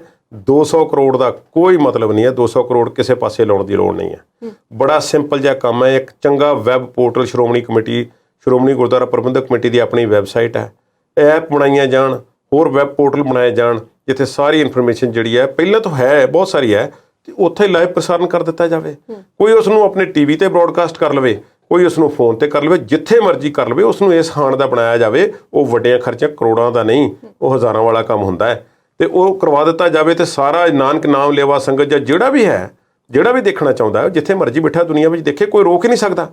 ਪਰ ਇਜਾਰੇਦਾਰੀ ਤੇ ਪੀਟੀਸੀ ਦੀ ਹੈ, ਸ਼੍ਰੋਮਣੀ ਕਮੇਟੀ ਨਾਲ ਸਾਡਾ ਕੋਈ ਨਹੀਂ। ਪਰ ਜੋ ਪੀਟੀਸੀ ਦੇ ਅਧਿਕਾਰ ਨੇ, ਗੱਲ ਤੇ ਉਹਨਾਂ ਦੀ ਹੈ।